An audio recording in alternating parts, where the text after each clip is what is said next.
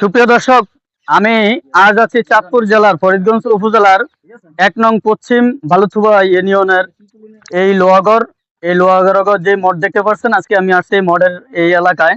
আপনারা দেখতে পাচ্ছেন মহাশয় নিউজ 24-এর মাধ্যমে আপনাদেরকে দেখানোর চেষ্টা করছি। আজকে আমি আসি চাঁদপুর থেকে, কিন্তু রাস্তাঘাটের যে পরিস্থিতি, অবশ্যই এলাকার যারা জনপ্রতিনিধি আছেন, যারা এলাকাবাসী আছেন, যারা মেম্বার প্রার্থী ভবিষ্যতে দাঁড়াবেন, উপজেলা চেয়ারম্যান থেকে শুরু করে জেলা পরিষদের চেয়ারম্যান থেকে শুরু করে, আপনারা অবশ্যই এই ১ নং পশ্চিম বালুথুবা ইউনিয়নের এই লোহাগড় গ্রামে অবশ্যই এই লোহাগড় মডের যে রাস্তাটি দেখতে পাচ্ছেন, এই রাস্তাটি যেন দ্রুতভাবে সংস্কার কাজ করা হয় এবং দ্রুতভাবে যেন এই রাস্তাটি সুন্দর মনোরম পরিবেশের জন্য করা হয়।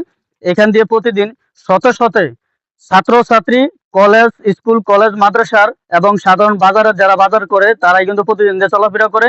আমরা আজকে আসাকালে দেখলাম রাস্তাঘাটের অবস্থা খুবই খারাপ। তো যারা ভবিষ্যতে জনপ্রতিনিধি হবেন, অবশ্যই আপনারা এই রাস্তাটি করে দিবেন, এই একটা অনুরোধ জানাচ্ছি। আমি এলাকার কিছু সংখ্যক লোকের সাথে আলাপ করেছি।